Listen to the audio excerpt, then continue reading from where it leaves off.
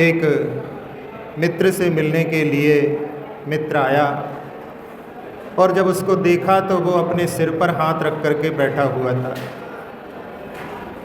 उसने पूछा, भाई क्या हो गया? उसने कहा कि 4 हफ्ते पहले मेरे एक ताऊ जी मेरे लिए बहुत सारी दौलत देकर के स्वर्ग सिधार गए। मित्र ने कहा, ये तो भले ही उनका निधन हुआ हो लेकिन तुम्हारे लिए दौलत प्राप्त हुई है, तो इसमें दुखी होने की क्या बात है? मित्र कहता है, अरे बात तो सुनो। 3 हफ्ते पहले मेरी एक रिश्ते की नानी भी मेरे लिए एक ज़मीन छोड़ करके निधन को प्राप्त हो गई। मित्र ने फिर कहा कि ये भी तो तुम्हारे लिए दौलत प्राप्त होने की बात है, इसमें क्या दुखी होना? मित्र फिर गुस्सा होकर के बोलने लगा, पूरी बात सुनते नहीं हो। मित्र ने कहा, ठीक है बोलो। और उसने कहा कि 2 हफ्ते पहले मेरी पत्नी के भी एक दूर के रिश्तेदार उनके लिए बहुत सारी एफडी छोड़ करके स्वर्ग सिधार गए। मित्र ने फिर कहा कि भाई देखो, तुम्हें तो दौलत ही दौलत मिलती जा रही है, फिर भी तुम रो रहे हो। मित्र ने कहा कि लगातार 3 हफ्ते से अच्छी खबरें आ रही थीं, लेकिन इस हफ्ते कोई भी खबर नहीं है।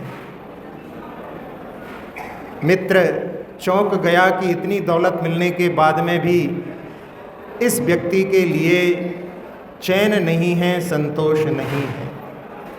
आज का दिन उत्तम शौच का दिन, शुचिता पवित्रता लोभ कसाय के अभाव में उत्पन्न होती है। जब तक व्यक्ति और की चाह में लगा रहता है तब तक वो पवित्रता का अनुभव नहीं कर सकता। किसी विचारक ने कहा है कि शरीर कभी भी पवित्र नहीं हो सकता, लेकिन व्यक्ति उसको पवित्र बनाने की कोशिश करता है, और मन पवित्र हो सकता है लेकिन उसको पवित्र करने की कभी कोशिश ही नहीं करता। आचार्य गुणभद्र महाराज ने आत्मानुशासन ग्रंथ में एक श्लोक लिखा है, आशा गर्तः प्रतिप्राणी यस्मिन् विश्वमणुपमं कस्य किम की यदा याति वृथा वो विशेषिता। उसमें कह रहे हैं कि प्रत्येक प्राणी के मन में एक आशा रूपी गड्ढा इतना बड़ा है कि जिसमें पूरा विश्व ही एक अणु के समान है, यानी उसको भरने में पूरा विश्व भी समर्थ नहीं है। और इतने सारे जीव हैं, सबका यदि अधिकार उसमें विभाजित किया जाए तो किसके लिए कितना आएगा। इसलिए जो आशा रखते हैं कि हमें बहुत प्राप्त हो, ये सब व्यर्थ में अपने आप को जलाना है। जैसे समुद्र, कितनी सारी नदियां उसमें मिलती हैं लेकिन कभी भी वो तृप्त नहीं होता। शमशान में भी कितने लोग आते रहते हैं, जलते रहते हैं, वो कभी तृप्त नहीं होता। अग्नि में भी ईंधन पड़ता रहता है लेकिन अग्नि भी कभी तृप्त नहीं होती। ऐसी ही ये तृष्णा की खाई है जिसके लिए आप लोग पूजा में पढ़ते हैं, तृष्णा की खाई खूब भरी पर रिक्त रही वह रिक्त रही। ऐसी लोभ कसाय की परिणति होती है। एक अमेरिकी धन कुबेर जब मरणासन्न थे, उनसे किसी ने पूछा कि आप चैन से तो अपने प्राण को छोड़ रहे हैं, आपकी सारी इच्छाएं पूर्ण हो गई। उन्होंने कहा कि जब हमने शुरुआत की थी तब हमारे पास में $10 भी नहीं थे, और हमने बहुत मेहनत की, हमारा एम्पायर बढ़ता गया। अभी $10 अरब का स्वामी हूँ, और अब ऐसी स्थिति है कि मरण निकट है, लेकिन मन में एक और इच्छा थी कि 10 के आगे एक और जीरो लग जाए। तो ऐसी जो चाह होती है जिसमें और की चाह इस लोभ कषाय के माध्यम से जागृत होती है। इन कषायों में जो लिप्त हैं वो व्यक्ति कभी भी संतोष के सुख को प्राप्त नहीं कर पाता। जब हम असंतोष के कारणों पर विचार करें तो उसमें एक कारण समझ में आता है, तुलनात्मक दृष्टि। व्यक्ति के लिए जो कुछ प्राप्त हुआ है वो उस पर दृष्टि ना डाल करके बाहर वालों को देखता है, और उसमें सामने वाले के पास में बाइक आ गई है तो अब मुझे बाइक भी खरीदना है। उनके सामने बाइक के बाद में देखा कि उनकी 4 व्हीलर आ गई है तो हमें भी 4 व्हीलर चाहिए। थोड़े दिनों के बाद में उनका स्टेटस बढ़ा, उन्होंने BMW इम्पोर्टेड गाड़ी खरीद ली तो हमें वो चाहिए। बस दूसरों को देख करके और वो आगे आगे जो है इसी प्रकार से दुखी होता रहता है। इसलिए कहते हैं कि आजकल का व्यक्ति अपने दुख से दुखी नहीं, लेकिन दूसरे के सुख से ज़्यादा दुखी होता है। दूसरा कारण तृष्णा लालसा से लगाव रहना। बहुत सारे लोग व्यापार करते हैं, गोदाम में अपने माल आदि को रख लेते हैं, जब भाव बढ़ते हैं तो उसको बेच देते हैं। लेकिन कई बार ऐसा होता है कि माल निकालने के बाद में और रेट बढ़ जाता है तो उस समय में पछताने लगते हैं कि अरे काय को जल्दी बेच दिया। जितना मिला उस पर दृष्टि ना डाल करके जो नहीं मिल पाया है उसकी ओर दृष्टि रहती है तो व्यक्ति कभी भी संतुष्ट नहीं हो पाता। अकबर बीरबल भ्रमण करने निकले हुए थे। एक सेठ की दुकान के सामने से निकले, देखा सेठ ने सिर के ऊपर हाथ रखा हुआ था। बीरबल से पूछा कि इन्हें किस बात की कमी है। बीरबल ने कहा कि इन्होंने इस बार सोचा था अच्छी सर्दी पड़ेगी, ठंड पड़ेगी, बहुत सारे कंबल मंगाए थे, लेकिन इस बार सर्दी पड़ी नहीं तो सारा का सारा स्टॉक रखा हुआ है। अकबर ने सोचा कि चलो इस व्यक्ति की परेशानी को दूर किया जाए। उन्होंने अपने दरबार में जो भी आएगा सबको कंबल ओढ़ करके आना है, और नहीं आएगा तो 500 रुपये दंड। अब तो मजबूरी है, जिसको भी आना है। तो उस सेठ के यहाँ पर भीड़ लग गई। 1.25 रुपये का कंबल उसने देखा, जब ज़्यादा बिकने लगा तो 2.5 कर दिया, 5 कर दिया, 25 कर दिया। और जब बीरबल पहुँचे तो एक ही कंबल बचा हुआ था। सेठ ने बोला कि 250 का है। बीरबल ने जल्दी से 250 रुपये दिए कि भैया 250 तो बचेंगे अपने। और फिर जब भ्रमण करने निकले तो देखा आज भी सेठ के सिर पर हाथ रखा हुआ है। अकबर को बड़ा आश्चर्य हुआ कि हमने सारे इसके कंबल बिकवा दिए, लेकिन ये तो जो है अभी भी अपने कर्म पर हाथ रख करके बैठा हुआ है। पूछा तो बीरबल ने बताया कि अब ये सोच रहा है कि मैंने सारे कंबल 250 में क्यों नहीं बेचे, 1.25 लाख का फ़ायदा होता। बस ऐसे ही व्यक्ति जो मिला है उसमें संतुष्ट नहीं होता, जो नहीं मिला उसके लिए दुखी होता रहता है। तीसरा कारण है दिखावे की जिंदगी। बहुत सारी चीज़ें आवश्यक नहीं है, लेकिन यदि नहीं रखेंगे, ये भी एक बहुत बड़ी समस्या हो गई है। आजकल का सबसे बड़ा रोग क्या कहेंगे लोग। घर में आएंगे बैठने के लिए, कभी मिलेंगे तो इनके घर में टीवी नहीं है, इनके घर में फ्रिज नहीं है। अब मजबूरी में वो फ्रिज वहाँ के लिए आवश्यक थी जहाँ पर 15 दिन बाद जो है जहाज़ से सब्जी आती है। भाई मजबूरी है, 15 दिन तक भर के रखो। रोज़ यहाँ बाज़ार में सब्जी आ रही है, फिर भी फ्रिज की ज़रूरत नहीं है, लेकिन फिर भी स्टेटस के लिए लोग क्या कहेंगे, भैया इनके यहाँ फ्रिज ही नहीं है। तो ऐसी जो है दिखावे की ज़िंदगी के कारण व्यक्ति उस दौड़ में लग जाता है और उसकी पूर्ति के लिए प्रयास करता रहता है और की दौड़ में शामिल हो जाता है।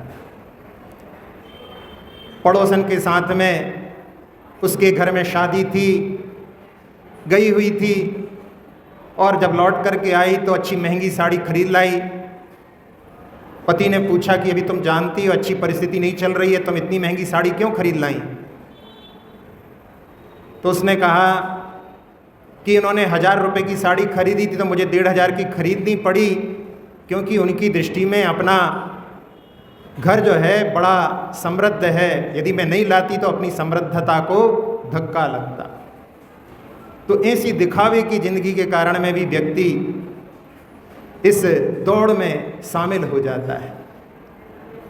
जहाँ रविंद्रनाथ टैगोर ने एक कविता के माध्यम से कि ये असंतुष्टि किसके कारण में होती है, उन्होंने लिखा कि छोड़कर निश्वास कहता है नदी का यह किनारा, उस पार ही क्यों बह रहा है जगत भर का हर्ष सारा, किंतु लंबी सांस लेकर वह किनारा कह रहा है हाय रे हर एक सुख उस पार ही क्यों बह रहा है। लोगों को दूसरे लोगों का सुख दिखाई देता है, अपनी जो है संतुष्टि होने में सबसे बड़ा जो अवरोधक है वो दूसरों की ओर दृष्टि डाल करके व्यक्ति दुखी हो जाता है। आचार्य अकलंक देव ने कई प्रकार के लोभ का वर्णन किया है, उसमें एक लिखा उन्होंने जीवन का लोभ। सब लोगों को रहता है कि हमारा जीवन चलता रहे, मरण का वरण ना करना पड़े। 2 मित्र बड़े परेशान थे, खाने के लाले पड़े हुए थे। टहलते हुए देखा कि एक जगह पर झील के पास बोर्ड लगा हुआ था, उसमें लिखा हुआ था कि जो डूबने वाले को बचाएगा उसको 200 रुपये मिलेंगे। परेशानी थी, उन्होंने सोचा कि चलो मैं डूबने का नाटक करता हूँ, तुम मुझे बचा लेना, 200 मिलेंगे, 100 अपन लोगों के लिए काम में आ जाएंगे। ड्रामा करने के लिए वो गया और वहाँ पर जब वो पानी में डूबने लगा तो उसने आवाज़ लगाई कि मुझे बचाओ। अब यहाँ पर मित्र जो है उसको बचाने के लिए नहीं जाता। वो कहता है कि अपन भले ही ये ड्रामा कर रहे थे लेकिन वास्तव में मुझे तैरना नहीं आता है, अब मैं सही में डूबने लगा हूँ, मुझे आकर के बचाओ। मित्र कहने लगा कि मैं तुम्हें नहीं बचा सकता। उसने कहा कि इस समय में ऐसी मजाक मत करो, जल्दी से आओ नहीं तो मेरा दम घुट जाएगा। उसने कहा कि अपन ने केवल अभी बोर्ड का एक भाग देखा था, अपन ने पीछे वाला भाग नहीं देखा था। पीछे लिखा हुआ है जो इसमें से लाश को निकालेगा उसको 1000 रुपये मिलेंगे। अपने जीवन के लोभ के लिए दूसरे के जीवन का बलिदान देने के लिए भी तैयार हो जाते हैं।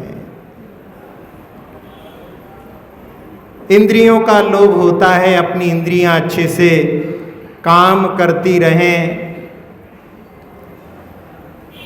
उसके लिए व्यक्तियों को आजकल का जो ज़माना है बहुत सारे ऐसे साधन हो गए हैं जिनके माध्यम से इंद्रियों के लिए क्षति पहुंचती है, उनसे बचने का प्रयास करना चाहिए। कम से कम उनका प्रयोग हो, नहीं तो अपनी इंद्रियों की भी क्षति हो सकती है।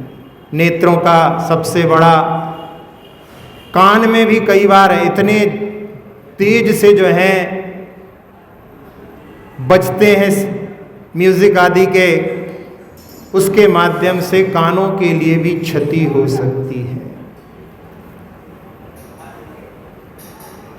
आरोग्य का भी लोभ होता है, अच्छी अपना स्वस्थता रहे उसके लिए, लेकिन हम लोग प्रयास नहीं करते।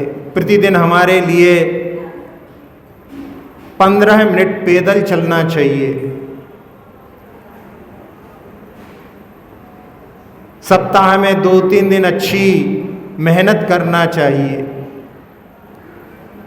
जो लोग सुबह सुबह पान पानी का पान करते हैं, उषा पान जिसको बोलते हैं, वो भी 5-6 गिलास सुबह सुबह जो लोग करते हैं, यदि करें तो उसके माध्यम से शरीर के टॉक्सिन्स जो है बाहर निकल जाते हैं। तो ये आरोग्य का लाभ भी, जिसमें प्राणायाम है, योग है, इसके माध्यम से भी अपने को समय निकाल करके अपने आरोग्य के प्रति भी दृष्टि रखना चाहिए, क्योंकि शरीर माध्यम खलु धर्म साधनम।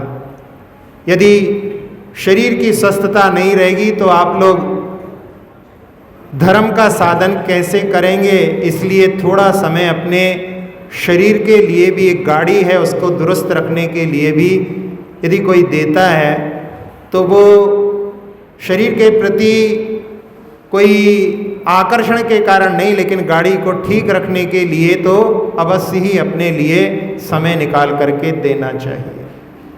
इसके बाद में चौथा लोभ उन्होंने लिखा, भोगो भोग का लोभ। भोग जो एक बार भोगा जाता है, उपभोग जो बार बार जिस सामग्री का प्रयोग किया जाता है वो उपभोग कहलाता है। कई बार एक ही चीज़ भोग में भी बन जाती है, उपभोग में भी बन जाती है। जैसे आम है, आम को आप लोग चूसते हैं, उसको बार बार चूसते हैं तो वही भोग की चीज़ उपभोग के रूप में भी परिणत हो जाती है। लोग इन सामग्रियों का, इनके साधनों का, धन आदि का बड़ा लोभ रखते हैं। कई बार ऐसी स्थितियां बन जाती हैं कि 9 की लकड़ी 90 का खर्च वाली स्थिति बन जाती है। एक बेंगलोर का व्यक्ति एक होटल में कहीं गया और उसने जो बिल बना उसमें 264 रुपये 60 पैसे लिखे थे और उन्होंने 265 काट लिए, 40 पैसे उसके लौटाए नहीं। उसने पूछा तो कहले नहीं इतने ही मिलेंगे, कोई सेटिस्फाइड जवाब नहीं दिया और वो कोर्ट पहुंच गया, कंज्यूमर की कोर्ट, 40 पैसे के लिए। उस कोर्ट में 8 महीने केस चला और बाद में जज ने निर्णय दिया कि ये तो रूल है कि 50 पैसे से नीचे होते हैं तो उसको छोड़ दिया जाता है, लेकिन 50 से ऊपर होते हैं तो उसको पूरा 1 रुपया ले सकते हैं। लेकिन तुमने इसके लिए बहुत सारा समय जो है कोर्ट का भी खराब किया, उस होटल वाले का भी खराब किया, इसलिए 4000 का दंड उसके लिए लगा। 2000 कोर्ट को दो, 2000 होटल वाले को दो। तो ऐसी भी स्थितियां लोभ के कारण हो सकती हैं। विदेश में भी एक ताइवान में एक साथ में 5 लड़कियां रहती थीं। एक लड़की का $2 का दही का जो बाउल था वो खाली कर दिया, पता नहीं पड़ रहा था किसने खा लिया। उस लड़की ने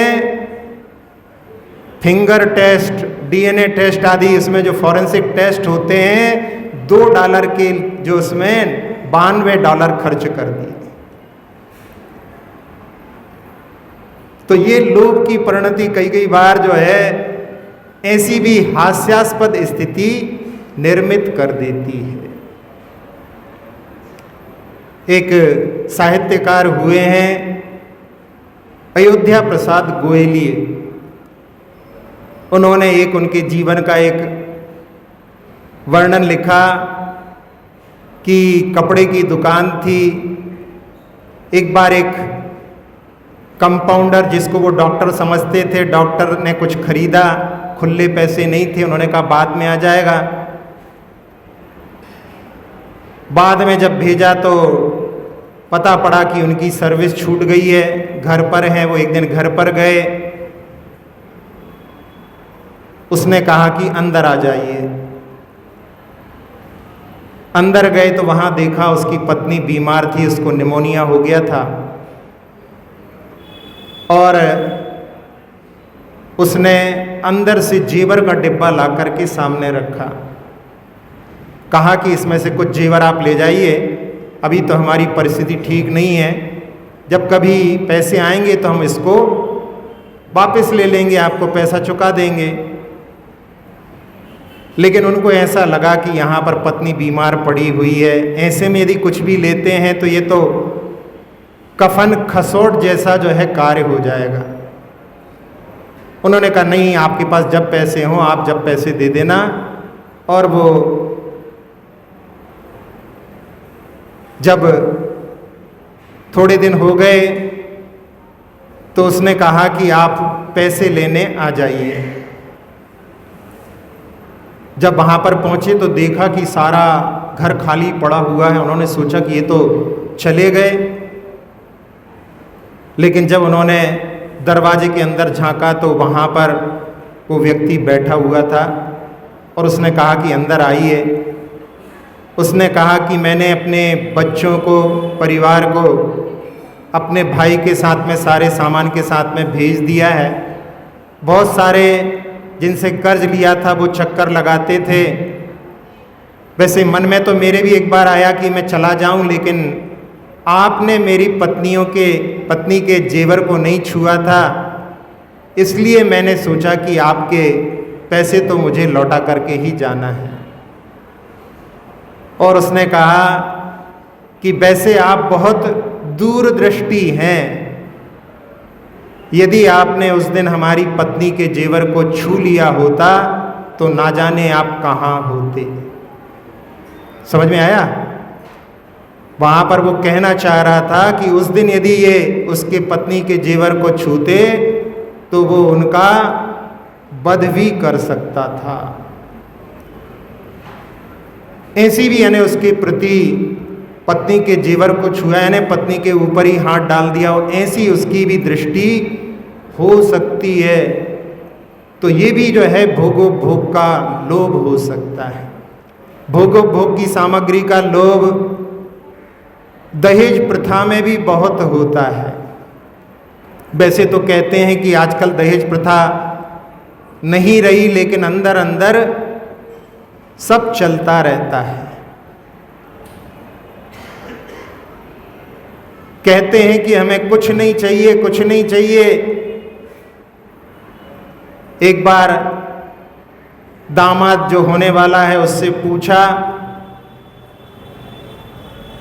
कि आपकी क्या मांग है, आपको क्या चाहिए? तो उसने कहा कि हमें कुछ नहीं चाहिए। लेकिन बार बार जब कहा तो उसने कहा वैसे तो आपकी लड़की ही लक्ष्मी है, लेकिन फिर भी आप जब बोल रहे हैं तो ऐसा करिए बस केवल टर हमको दे दीजिए। तो उन्होंने कहा ये टर क्या होता है? तो उन्होंने कहा कि कंप्यूटर, मोटर, रेफ्रिजरेटर, टर की जो है लंबी लाइन चालू हो गई। ससुर जी ने मुस्कुराते हुए कहा कि हम अभी भेजते हैं अपनी डॉटर, उसमें भी टर है, और वो पहनाएगी आपको स्वेटर और आपसे बनवाएगी वो मटर टमाटर डालकर बाटर, और आप लगोगे उस समय में बेटर, और वो लिए होगी हाथ में हंटर। कहो क्या ख्याल है? सुन करके होने वाला दामाद सकपका गया और वहां से ऐसे भाग गया जैसे कोई हेलीकॉप्टर। ये व्यंग है, लेकिन ऐसी स्थिति दहेज के कारण होती रहती है। एक बार एक लड़के के लिए पढ़ा लिखा करके अच्छा योग्य बनाया। जब भी कोई लड़की वाले आते, पिता कहते भैया हमने इसमें इतना खर्च किया है, इतना पैसा हमें दे दो, लड़का आपका। बार बार जो है ये बात कहें, लड़के को बड़ा खराब लगता। एक बार उसने कहा तो उसने कहा कि भले ही तुम मॉडर्न जमाने के हो, लेकिन जो प्रथा चल रही है उससे बहुत फायदा होता है, इसलिए मैं इसको नहीं बदलूंगा। बेटे के समझाने के बाद में भी नहीं माने, और जहां विवाह तय हुआ था वहां पर विवाह की वेदी के बाद में जब विदाई की बात आने लगी तो उस समय में लड़के ने कह दिया कि मैं तो बिक चुका हूं, अब तो मैं ससुर जी का हूं।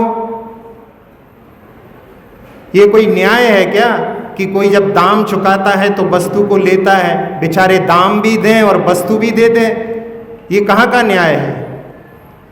उसने उठने से मना कर दिया और उस समय में पिता को समझ में आया, फिर वहाँ पर वापस पैसे गिन करके अपने पुत्र को लेकर के गया। यदि ऐसे कोई दृढ़ हो जाए तो इस प्रथा से छुटकारा मिलने में कोई देर ना लगे। तो ये भी स्थिति इस भोग उपभोग के लोभ के कारण हो सकती है। जब व्यक्ति और की चाह में जब फंस जाता है तो सबसे पहले वो साधुओं के पास, गुरुओं के पास जाना छोड़ता है, क्योंकि साधु सामने सामने उसको बोल करके रोक भी सकते हैं कि भाई ऐसा मत करो। देव और शास्त्र तो जो है बोलते नहीं हैं, साधु तो जो है सक्रिय होते हैं, तो वो सबसे पहले साधुओं को छोड़ता है। एक व्यक्ति आचार्य को आहार देना चाहते थे, कहने लगे कि हम त्याग से डरते, हम कुछ त्याग नहीं कर सकते। आचार्य वैसे ही किसी को त्याग नहीं कराते। आहार कराने के बाद में छोड़ने के लिए वो आया तो आचार्य ने कहा कि वैसे विटामिन आर का तो आप त्याग कर सकते हैं। उसने पूछा विटामिन आर क्या है? तो आचार्य ने कहा कि रिश्वत लेना। कहले हाँ, मैं भी इसको अच्छा नहीं समझता हूं, इसका तो मैं त्याग कर सकता हूं। फिर आचार्य ने कहा देखो, जब किसी से रिश्वत लेते हो तो उसको पीड़ा होती है, इससे तुम्हारा अहिंसाणु व्रत पल जाएगा। जब तुम रिश्वत लेते हो तो कई झूठी बातें बनाना पड़ती हैं, तो तुम्हारा सत्याणु व्रत पल जाएगा।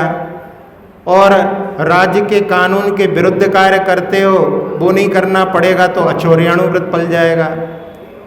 और जब सीमित धन रहेगा तो यदवा तदवा प्रवृत्ति नहीं होगी तो ब्रह्मचर्याणु व्रत भी पल जाएगा।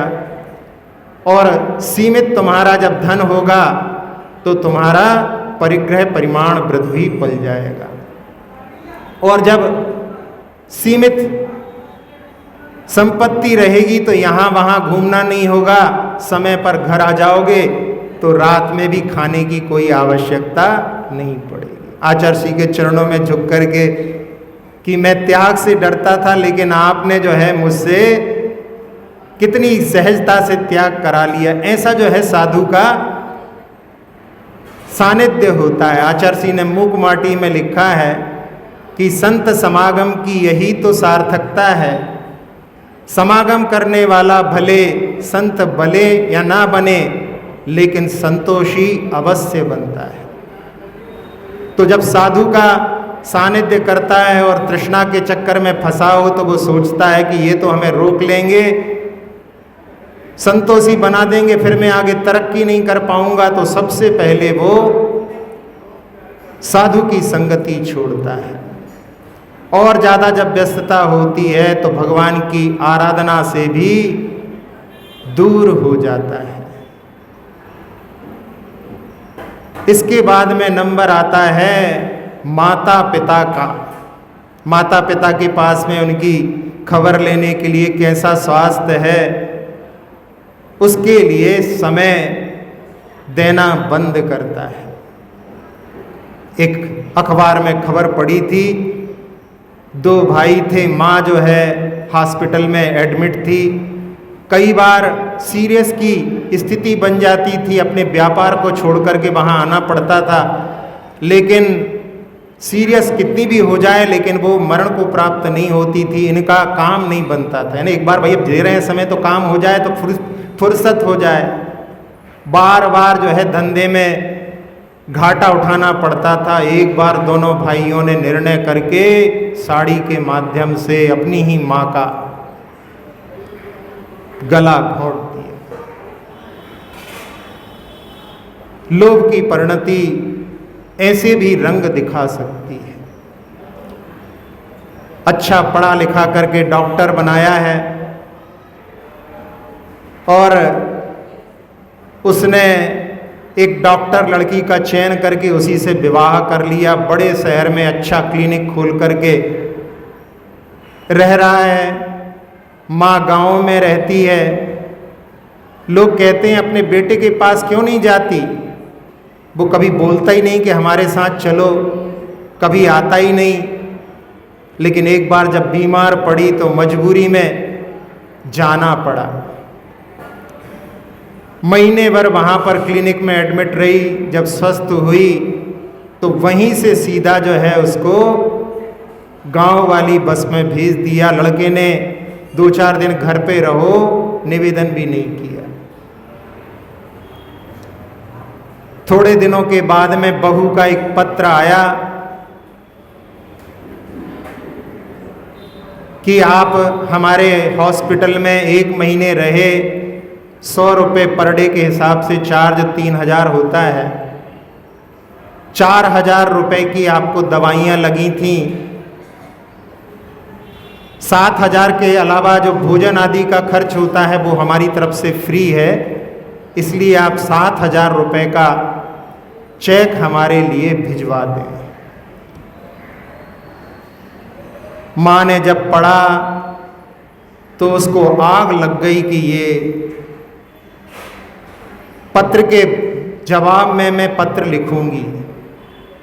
पढ़ी लिखी थी, भले ही गांव में थी, और उसने पत्र लिखा कि तुम्हारा लड़का, हमारा लड़का, तुम्हारा पति हमारी कोख में 9 महीने रहा है।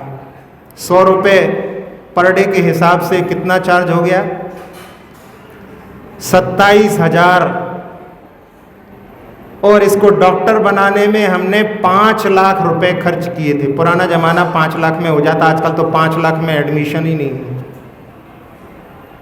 तो 5,27,000 में से 7,000 काट करके 5,20,000 का चेक हमारे लिए भिजवा दें, और इसने जितने समय हमारे घर में भोजन किया वो हमारी तरफ से फ्री था।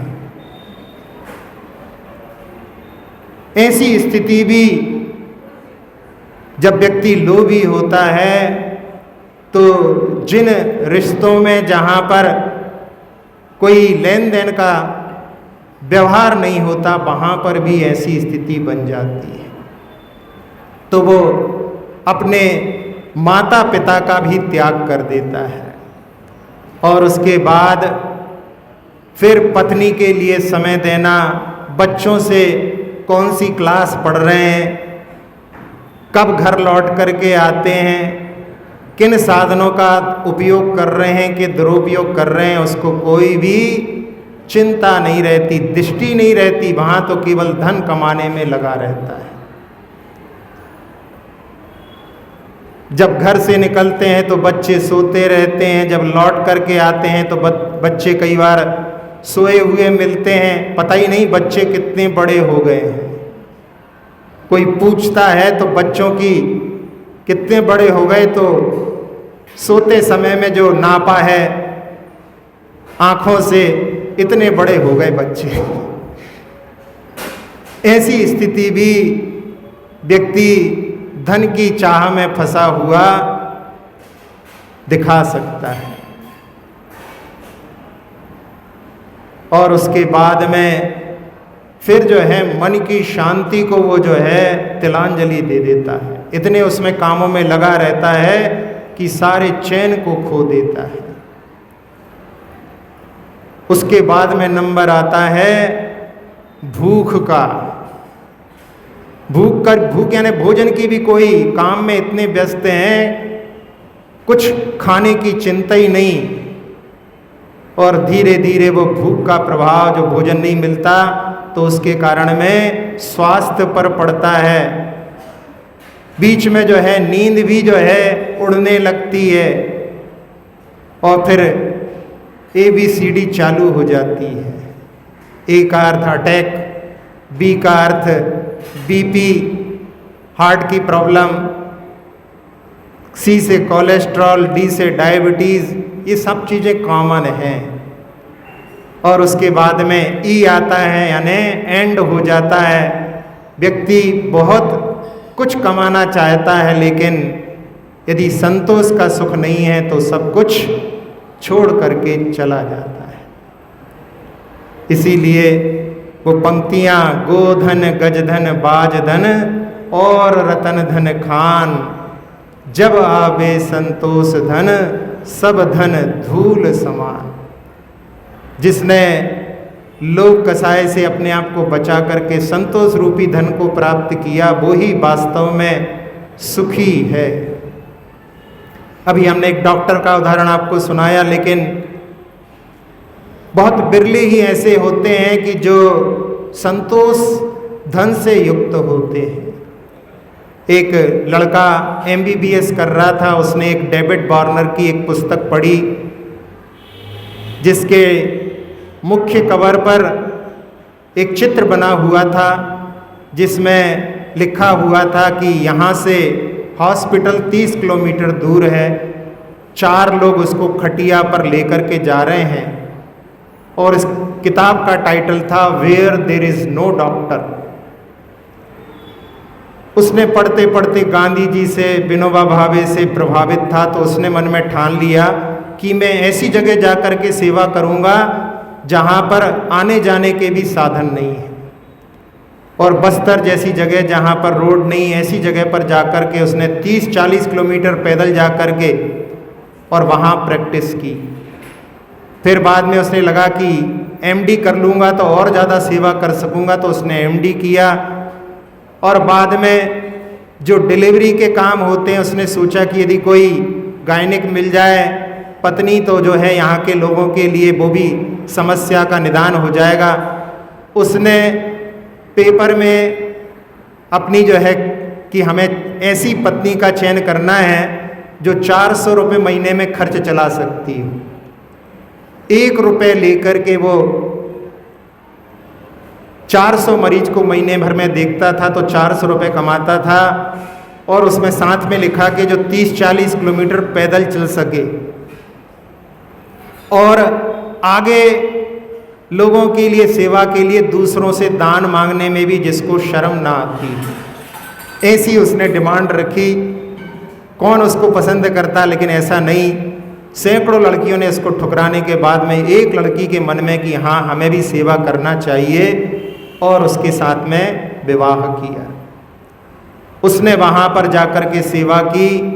लोग डॉक्टर पर तो विश्वास करते थे, लेकिन डॉक्टरनी साहिबा के ऊपर विश्वास नहीं थे। वो सोचते थे कि जब इनकी डिलीवरी होगी तो ये शहर ही जाएंगी, लेकिन स्थिति भी ऐसी बन गई थी कि उनको शहर जाना जरूरी था। लेकिन फिर भी उन्होंने कहा कि नहीं, जब तक इनके विश्वास को नहीं जीतते तो यहाँ पर ही मैं डिलीवरी करूँगी। बड़ी परेशानी में भी उन्होंने वहीं डिलीवरी करवाई। 2 संतान हुई। एक संतान ने वहीं पर जो है किसानी सीखी, और इतना कमा रहा है कि बड़े बड़े इंजीनियर, जो बड़ी बड़ी मल्टीनेशनल में काम करने वाले भी नहीं कमा सकते। और साथ ही साथ में दूसरे लड़के ने MBBS किया है, और उसकी भी भावना की पिता के पद चिन्हों पर मैं चलूँगा। तो व्यक्ति यदि चाहे तो संतोष के सुख के माध्यम से, जब एक मिनिस्टर वहाँ पर आए जिनकी बड़ी ख्याति हो चुकी थी, और उन्होंने उनके घर को देखा तो एकदम चौंक गए। उन्होंने कहा कि हमारी तरफ से हम आपको अच्छा पक्का मकान बना करके देते हैं। उन्होंने कहा यदि आपको कुछ करना ही है तो यहाँ रोड का अच्छा साधन नहीं है, आप उनके लिए रोड बनवा दें। अपने लिए उन्होंने उस समय में भी कुछ नहीं चाहा। तो जब ऐसी स्थितियाँ होती हैं तो वो समझ में आता है कि वो जो आनंद, जो सुख को उन्होंने प्राप्त किया, वो लोभ तृष्णा के चक्रव्यूह में फंसे हुए व्यक्ति कभी भी प्राप्त नहीं कर सकते। जहाँ आज का जो धर्म है उसमें आप लोग पंक्तियाँ पढ़ते हैं, उत्तम शौच सर्व जग जाना, लोभ पाप को बाप बखाना। लोभ के लिए पाप का बाप कहते हैं, क्योंकि क्या होता है, लोभ कसाएं ऐसी है, इसके कारण में सारी कसाएं कार्य करती हैं।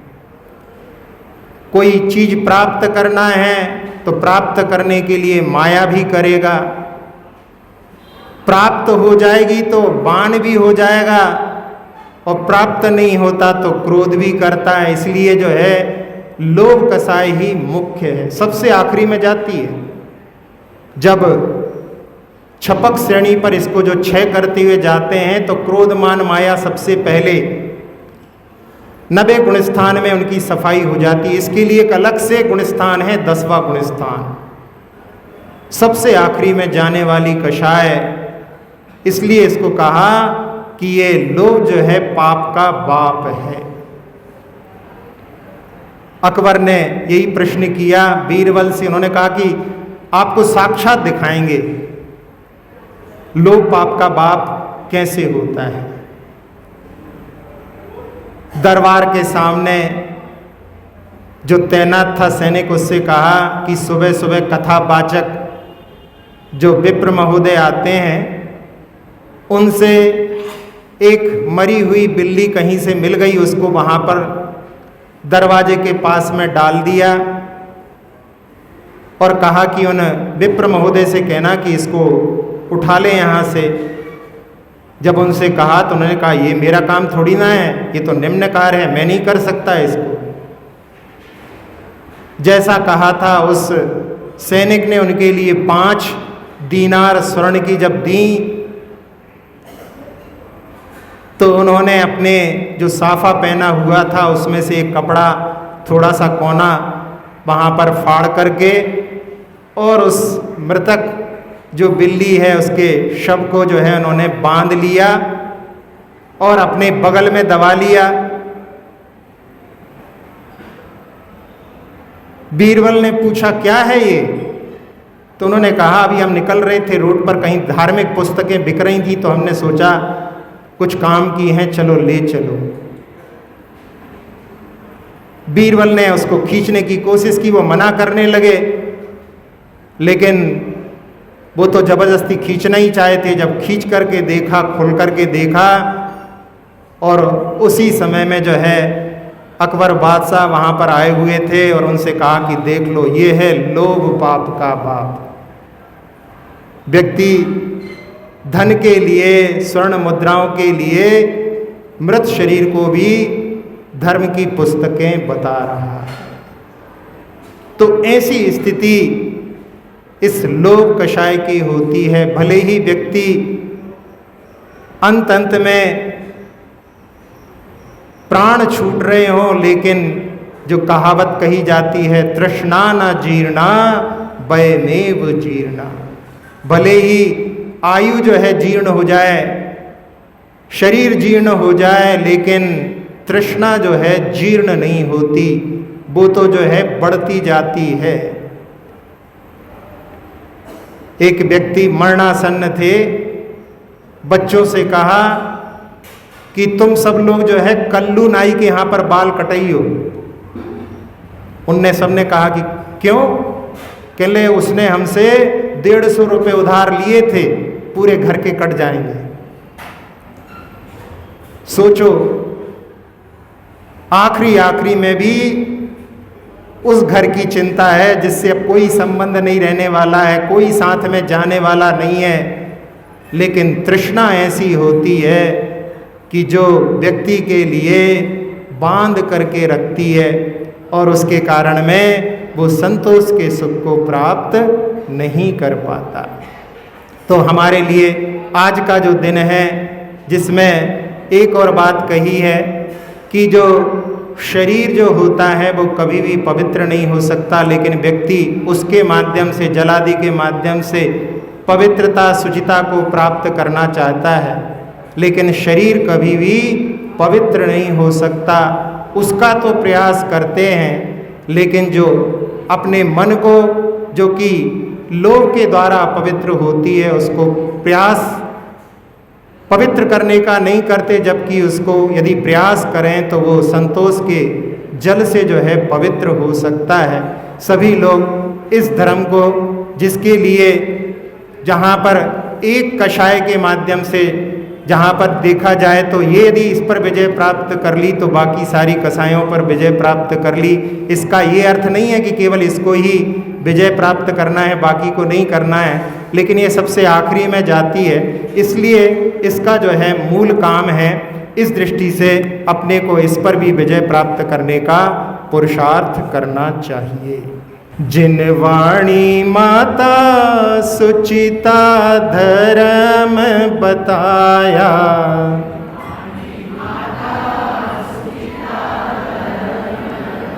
लोभ पाप का बाप जगत में,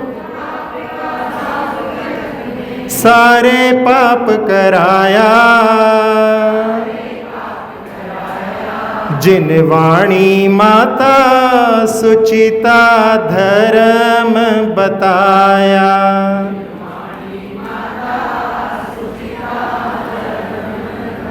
नहीं मिले तो क्रोध उपजता,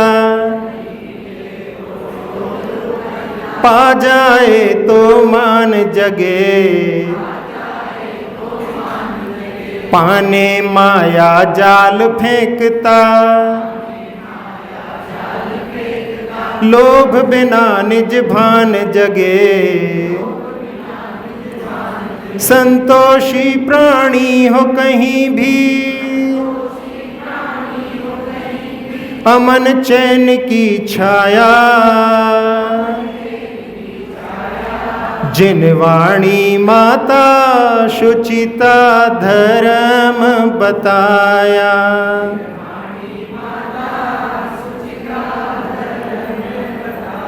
गंगा जमुना भी नहलाओ, तनमल घटना शुद्ध बने, जल संतोष करे मन शुद्धि, मलिन लोभ से नित्य सने। मन चंगा तो कठौती में गंगा, इसीलिए समझाया। जिन वाणी माता सुचिता धर्म बताया,